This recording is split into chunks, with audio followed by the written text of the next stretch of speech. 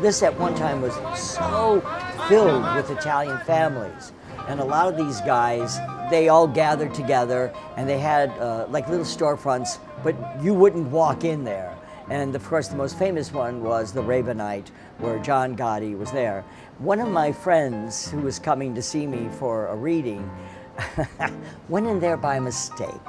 And she goes in and she looks around, and of course it's very plain, and there are just card tables and little chairs, and he's off in the corner and he's smoking cigarettes and he's playing cards. And she says to herself, I know that man. I've seen him. Well, yeah, he was all over television. So he gets up and he says, can I help you? And she said, yes, I would love a cappuccino. And he says, okay. And they make her something, and they send some guy out to go get her a pastry. And so she's sitting there and she said, this is an odd coffee house, you know? It wasn't decorated or anything. So then finally she goes to pay. And he said, oh, no, no, no. He says, it's on us. And she said, oh, but let me pay. No, you're here to go see Frankie.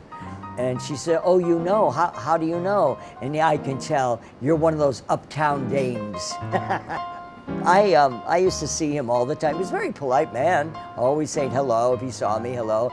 And just before, you know, when it was all going down, and they knew that his days were numbered, they were going to arrest him. I was walking by, and he saw me, and he says, hey, you, come here. And I thought, oh, God. And he says, I want you to read my cards. And I said, oh. I don't know if he meant it or he was joking with me. At that point, my head was banging, you know. And I said, you know what I do? And he took his fingers and he put it under my chin and he goes, I know everything you do. So I nearly had a heart attack right there.